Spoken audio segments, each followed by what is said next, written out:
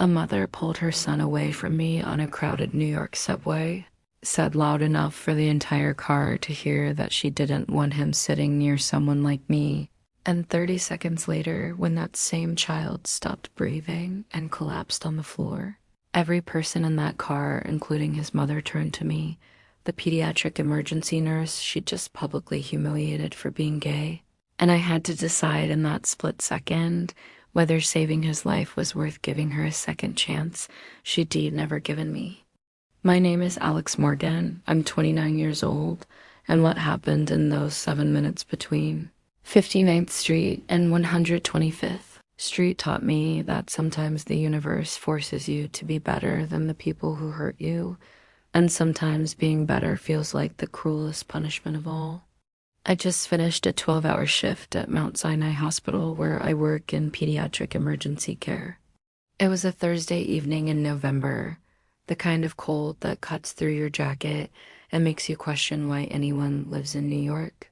I was exhausted, wearing my scrubs under my coat because I hadn't had energy to change. Just wanted to get home to my apartment in Harlem, eat something, and sleep. The 2 train was packed, rush hour chaos. People pressed against each other, that particular subway smell of wet coats and too many humans in too small a space. I found a spot near the door and held onto the pole, closed my eyes, tried to decompress from a shift where I seen 3 kids come in with respiratory distress and 1 teenager who tried to end his life. At 72nd Street, the crowd shifted and a woman with a boy maybe 7 or 8 years old pushed past people trying to get to a newly empty seat. The boy ended up standing next to me, holding the same pole.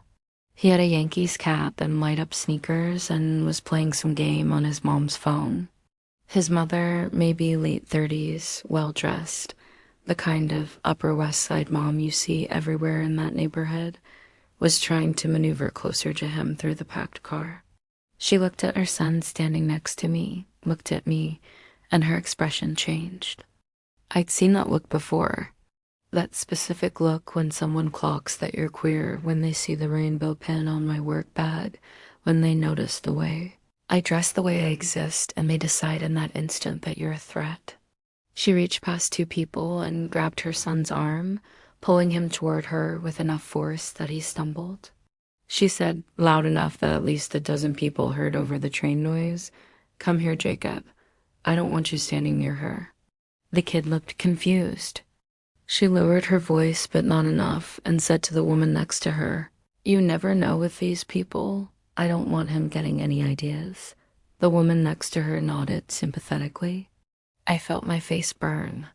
Every person in that section of the train car had heard. Some looked away, embarrassed. Some stared. One older man shook his head in what might have been disapproval of her or me. I couldn't tell. I wanted to say something, wanted to tell her that I literally spent my life saving children, that her bigotry was showing, that being gay wasn't contagious, and even if it was her son, deserved better than a mother who taught him to fear people for existing.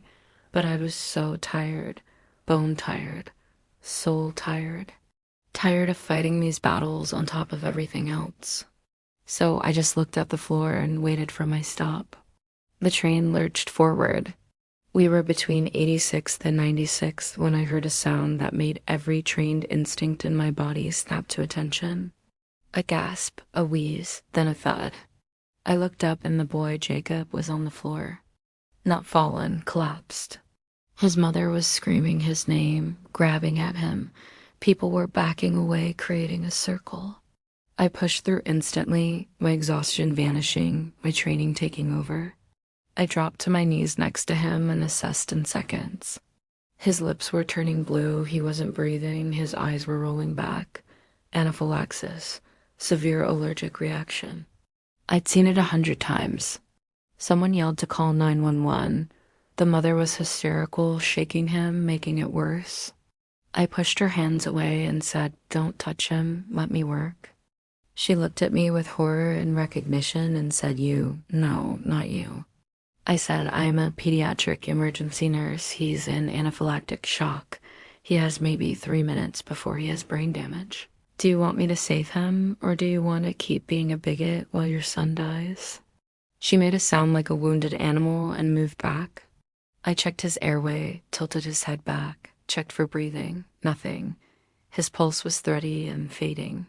I looked up and yelled, "Does anyone have an EpiPen?" Silence. The mother sobbed that she had one, but left it in his backpack at school. He'd never had a reaction this severe before. I said, "What did he eat?" She said a candy bar someone gave him on the platform, peanut butter. She tried to stop him, but he ate it so fast. Peanut allergy, no EpiPen.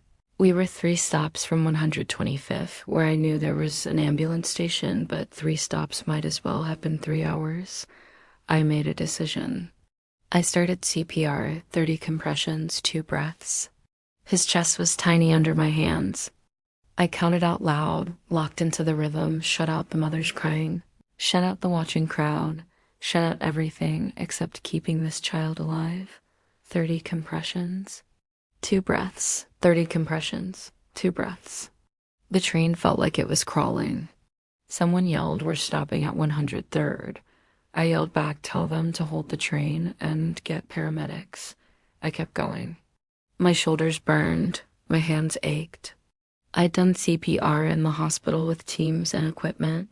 Doing it alone on a moving subway floor with no backup was a different nightmare. The boy's lips were still blue, but I felt a pulse, faint but there. At 103rd, the doors opened and someone was shouting for a medic.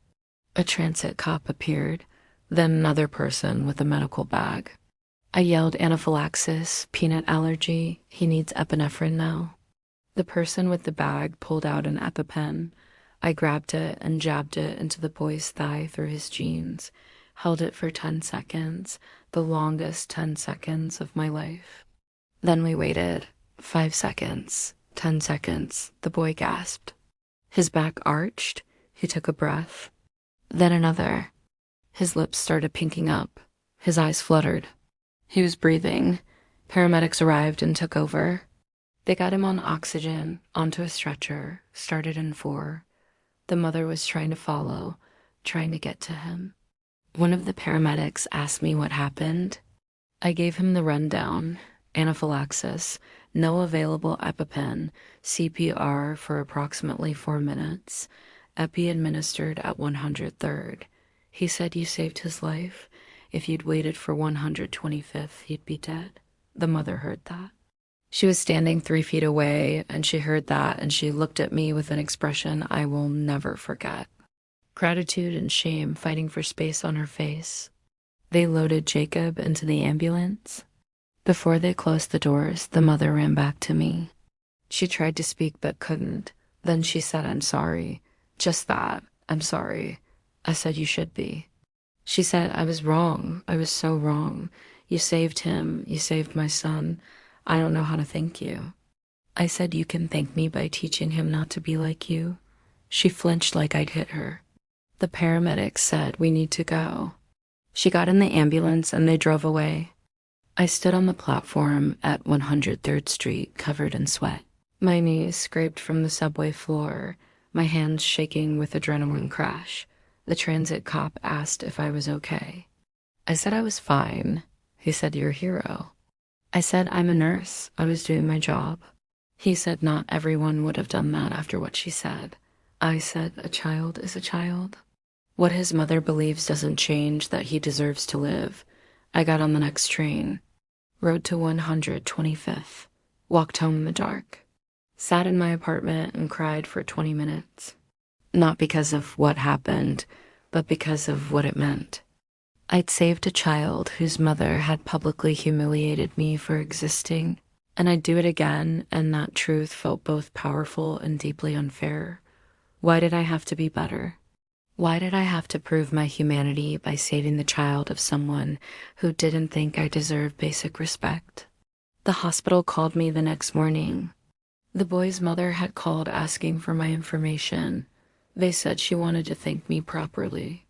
I said, "Tell her I don't need thanks." They said she's insistent. I said, "Fine, give her my email." 2 hours later, I got a message. 5 paragraphs of apology, explanation about how she'd been raised in a conservative environment, how she'd never examined her beliefs, how seeing me save Jacob had shattered something in her. She said she'd been wrong, that she was ashamed, that she wanted to do better. She asked if I'd meet her. I didn't respond for 3 days. Then I wrote back. I said I'd meet her, but not for her son, because he deserved a mother who taught him that all people have value. We met at a coffee shop. She cried through most of it, apologized again, asked how she could make it right. I said start by examining every belief you have about people who are different from you, and teach your son that diversity isn't dangerous. She said she would. She asked if I'd consider staying in Jacob's life, maybe as a friend, so he could see that the person who saved him was someone to respect, not fear. I said I'd think about it. That was 8 months ago. Jacob is fine now, carries an EpiPen everywhere, knows his allergies inside out. His mother volunteers at an LGBTQ youth center now, trying to atone. We're not friends exactly, but we're something. She sends me updates about Jacob. He drew me a picture of a superhero that's hanging on my fridge. His mother says he tells everyone about the nice nurse who saved him on the subway, but here's what keeps me up at night. I shouldn't have had to save her child to earn basic human decency. She should have respected me before I proved my worth through an emergency. And there are versions of that day where I don't save him, where I'm not a nurse, where I do and have the training or the courage or the willingness to help someone who just hurt me. What happens in those versions? Does she learn? Does she change? Or does she just keep hating people like me while her son grows up learning the same hatred? So here's my question for you, and I really want to know what you think. If someone publicly humiliated you and then immediately needed your help to save their child, would you do it? Would you be able to separate your anger from your duty? And if you did save them, would you expect gratitude, or would you just want them to learn to be better? Have you ever had to help someone who hurt you? Drop your answer in the comments because I need to know if what I did was strength, or if I am just tired of fighting and chose the path of least resistance disguised as heroism. And if this story made you feel something, hit subscribe because I share stories about the reality of being queer in America, about the impossible standards we're held to, and about the moments that define whether we become bitter or better. Your comment matters. Your story matters.